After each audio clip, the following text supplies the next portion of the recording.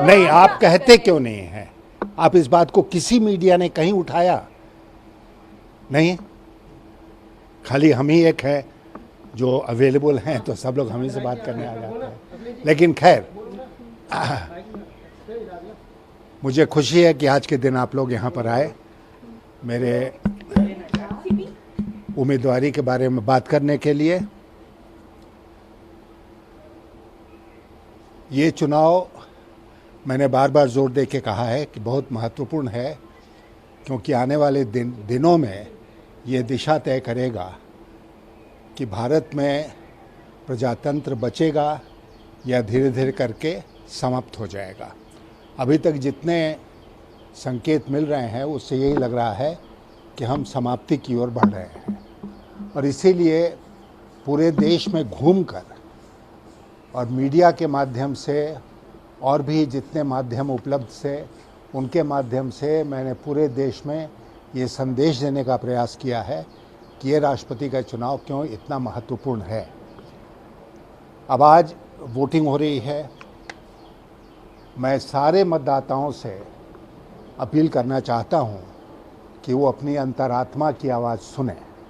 ये वोट, जैसा आप जानते हैं, इसमें पार्टी का व्हिप नहीं जारी होता है और इसमें सीक्रेट बैलेट होता है।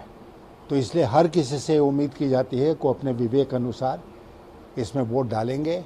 मैं उम्मीद करता हूं कि जितने मतदाता हैं पूरे देश में वो अपने विवेक का इस्तेमाल करेंगे और प्रजातंत्र को बचाने के लिए मेरे पक्ष में अपना वोट कास्ट करेंगे। धन्यवाद। सर, पहले भी आपने बोला था अंतरात्मा की आवाज़ सुनेगा। आपको लगता है कि इससे कोई फर्क पड़ेगा? मुझे पूरी उम्मीद है कि इससे फर्क पड़ेगा, इसलिए मैं ये अपील कर रहा हूँ। सर, बीजेपी बहुत कॉन्फिडेंट है अपने नंबर्स को लेके कि उनके तरफ से जो एनडीए का जो कैंडिडेट है वही प्रेसिडेंट बनेंगे। तो फिर करने की जरूरत क्या है चुनाव?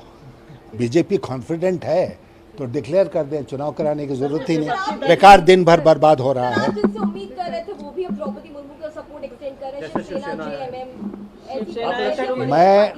मैं एक पॉलिटिकल लड़ाई ही नहीं लड़ रहा हूँ। आप सब जानते हैं कि मैं सरकारी एजेंसियों के खिलाफ भी लड़ाई लड़ रहा हूँ। इसमें सरकारी एजेंसियाँ बहुत सक्रिय हो गई हैं और राजनीतिक दलों में तोड़फोड़ करवाने का काम कर रही हैं।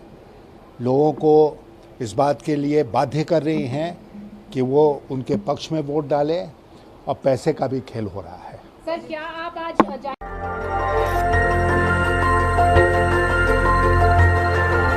देखते रहिए डीवी भारती समाचार, नजर हर खबर पर।